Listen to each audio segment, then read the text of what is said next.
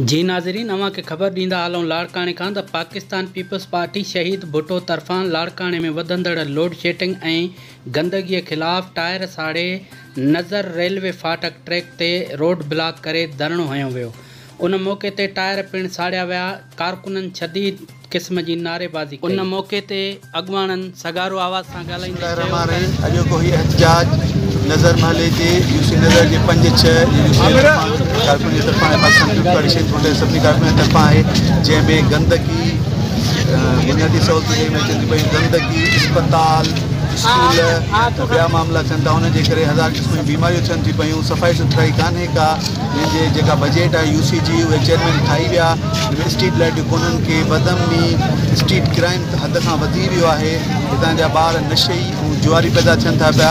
असां हुकूमत खे पुरज़ोर अपील था कयूं, करायूं था पिया इसके ख़िलाफ़ इक़दाम कया वञनि। सूरत में असां पंहिंजा एहतिजाज दायरा वधाईंदासीं। असां निजी अवामी मसइलनि जे हुसूल जे लाइ ही अॼु पुरअमन एहतिजाज धरणो हयो आहे, जंहिंमें हिते ड्रेनेज जो मुकमल तौरु नज़र मौलायो नाकार आहे ऐं इन खां पोइ ईदगाह आहे जंहिंजे अॻियां ड्रेनेज जो पाणी बीहारियो वियो आहे। जनाज़े निमाज़ लाइ का जॻह कोन्हे। उन खां पोइ असांजो डिस्पेंसरी हॉस्पिटल कोन्हे, को पार्क कोन्हे। जेके बि मसइला आहिनि को बि अॼु ताईं लाड़काने शहर जो तारीख़ी मसइलो आहे, को बि मसइलो हुनजो हल नथो कयो वञे। हुकुमराननि पंहिंजा रुगो पेट भरण जे लाइ बजटूं ठाहे ऐं उहे पाण मिली करे ऑफिसनि मां उहे हड़प था कनि ऐं अॼु ताईं असां तमामु गंदगी ऐं बिजली जो हथरा जो बहिरान में ॾाढी ॾुखी ज़िंदगी गुज़ारे रहिया आहियूं। नज़र मौला जे रवाज़ अॼु असांजो जेको एहतिजाज आहे शहीद भुट्टे जे तरफ़ ॾिनो आहे। असां पंहिंजो एहतिजाज जेको आहे हर महले हर यूसीअ में असां पंहिंजो क़दम बा क़दम उन महले वारनि सां गॾु हूंदासीं। जेको असांजो बुनियादी हक़ आहे गैस बिजली ऐं सफ़ाई सुथराई।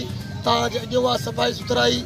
हे जेको महलो आहे असांजो 6 यूसी ऐं 4 यूसी जो आहे, जेको हिन वक़्तु उन्हनि खे पंहिंजे मंथली 7 लख रुपया मिलिया वेंदा हुया, जेको पंहिंजी सफ़ाई सुथराई लाइ स्ट्रीट लाइ, जंहिंमें उन्हनि खे न बल्ब हणायूं न को महल जी का सफ़ाई करायूं।